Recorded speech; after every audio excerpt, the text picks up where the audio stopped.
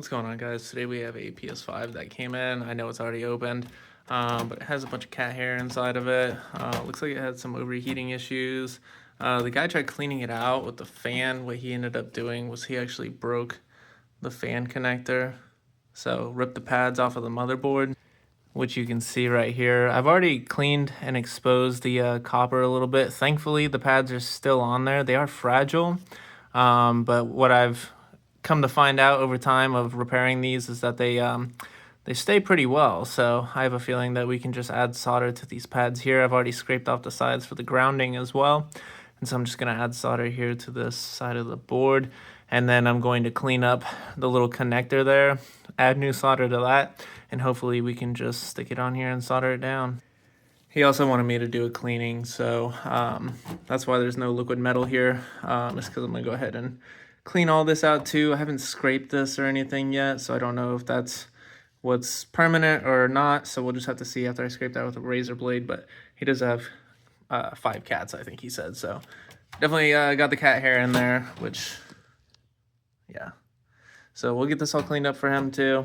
And then, oh yeah, here's this side. So this is got a bunch of cat hair on it too. It's not too bad. He didn't say that it was like doing the whole overheating and turning it off problem or anything like that. So, but he just wanted a cleaning done, just obviously to prolong the life of his console. So, all right, I put some flux on those pads there, and now what I'm gonna do is I'm just gonna add some solder. Got some on that ground. Now we're gonna get some on this ground over here. Gonna have to add quite a bit because it looks like the solder's traveling up my soldering iron. So. I hate when this happens. And it's not adding. Alright, well, that's frustrating. But it will add to the pads, I'm pretty sure, so we're just going to go ahead and add some solder to those pads. Alright, so solder's added to the pads there. It didn't add so much on the that last grounding pad out there because I tend to creep the solder up on my soldering iron here, so instead of everything being on the tip, it'll like creep up. So whenever I go to put solder on there, it will automatically shoot up. So what I have to do is I have to actually let my soldering iron basically get like that weird gray haze over it. And then once that happens, I should be able to use the tip of the soldering iron to put, it's sort of got the gray haze. Let's see if it'll work. It sure did work. So now it's on the tip. I just gotta scrape that area, because, alright, it's not sticking, so maybe I need to scrape it a little bit better with the,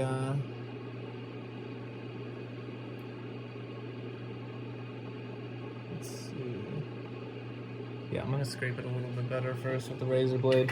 If it's not like purely like the copper color there, it's gonna be kind of hard to add new solder to it, so I'm gonna scrape that real quick.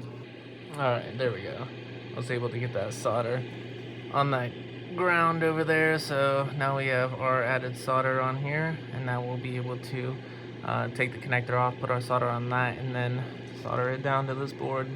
Alright, so whenever I prep the plug inside here, as you can see, I've removed the pads off of the pins, but I left them on the grounding pads. The reason for that is on the grounding pads, they kind of flare out, so I can add solder to the sides here. Which will actually make it more sturdy than when it came from the factory, because now we'll be able to basically like cement it onto the motherboard. But these pins, I want the solder to travel all the way up, that way that the pins connect in the back, right? So normally the pins are connecting on the front of those pads, which is why it's able to rip off so easily, but I want the pins to connect more like directly underneath the board. Alright, so now you can see I dragged the solder down further on those pins, and I've added solder on the side there and right there. So when we go to put this on here, it'll be basically it'll be more structurally have better structural integrity. Let's just say that.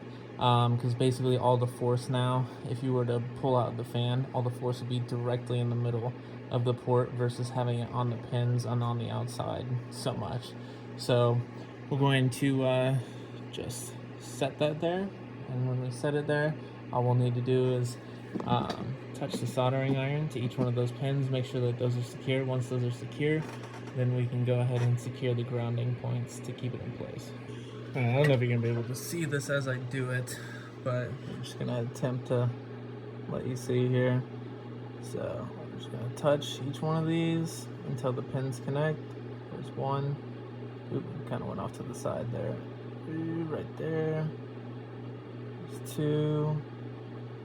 And there's three. I'm just gonna keep going back and tapping them until it seats flat, like so. So now we know that those pins are connected. What we'll do is we'll just give them a little love tap. Yep. This one's a little bit more loose. Of course, I'm gonna test it as well too. The good thing is I don't really necessarily have to take the console completely apart in order to go back and retouch each one of these points. It's just apart right now because he wanted it to be cleaned. Usually I actually just leave the console together and just work on this with the console put together. That way it's more cost effective for customers as well too. But now it is secure, so I'm going to go ahead and get these grounding points secured in there too. Yeah, it's actually, pretty stuck on there. So now I'm going to hit the grounding points and then we'll finish up with the cleaning. And that's what it looks like with the grounds connected. So as you can see here, I'm trying to shake it. It's not really moving, so that's good. That's exactly what we're looking for there. And we got the cat hair all sucked and cleaned out of there, as well as inside of here. So now we can go ahead and start putting this back together here. Also, this is nice and clean now, so we can go ahead and start putting all this back together here. And yeah, see if we can scrape off right there, get that a little bit more of a flat surface and shiny so that we can put the liquid metal back on. Alright, so that's with it completely polished up. We did scrape it, and unfortunately it looks like there's either that permanent marking or it's pitting. It doesn't feel like anything, which is good. If it was pitting, I would be able to feel it. So I think it's just permanent marking, which is perfectly fine, because as long as you can basically buff out and like make it a glossy, slick surface, the liquid metal will stick back on it perfectly fine. We're gonna go ahead and move over to the motherboard side and do the same thing on there. This is the before, and here is the after. So this is after I razor bladed it as well. This side actually did have some stuff that was lifted up, which after I did the razor blade on it, it's now a smooth, shiny surface. So now we can look. It's reflecting so well. Look at that. So now we're going to apply the liquid metal back on here. Here's the heatsink side with the liquid metal. Looks fantastic. And here's the APU side with the liquid metal, which, wait, what did I just say? Did I say APU? I hope I did. Anyways, motherboard side, here you go, with the liquid metal, and that looks fantastic too. So now we can go ahead and start putting this console back together.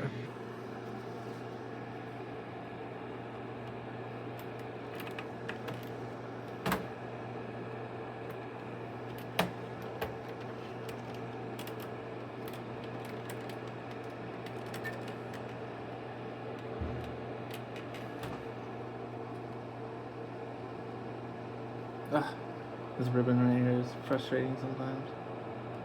Let's see. Yeah. Alright.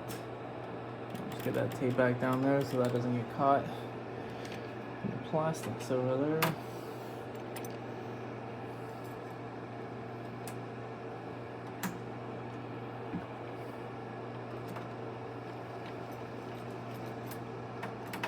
Get the bracket screwed on here.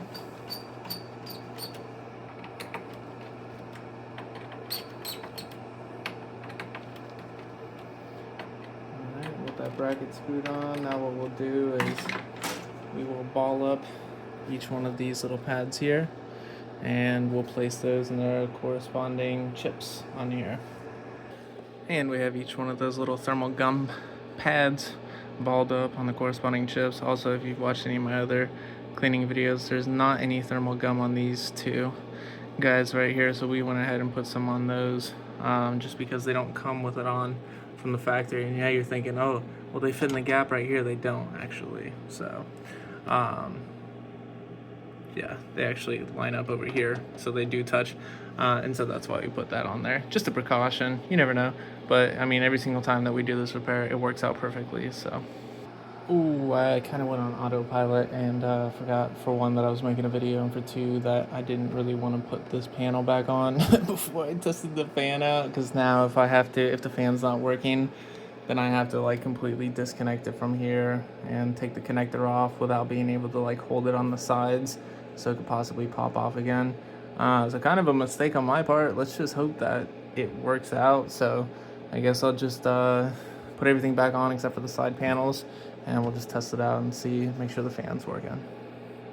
Oh, thank goodness the fan works. You can see it spinning in there. Okay, so thankfully I did a good enough job to where it works perfectly fine. So I also didn't check this one when it came in. Normally I like to plug them up, make sure the HDMI port's working and that the console turns on and everything, but he wanted me to open it up in front of him so that he could see like what the liquid metal looked like. So I opened it up in front of him. So I didn't even know if this console turned on. So it's basically just taking a pretty big risk on this, but sometimes you have to take risks. But yeah, the fan's spinning perfectly fine and the screen's pulling up, so everything's good to go. You can go ahead and slap on the side panels, and it is spotless inside of there as well. So I'm sure that this customer will be plenty excited, especially because I gave him like a 2-hour time frame, and I'm pretty sure I just did this in like an hour or so. So anyways, thanks for watching again. This is how to replace a fan connector and do a cleaning. Well, somewhat of a cleaning. So yep, thanks for watching, guys.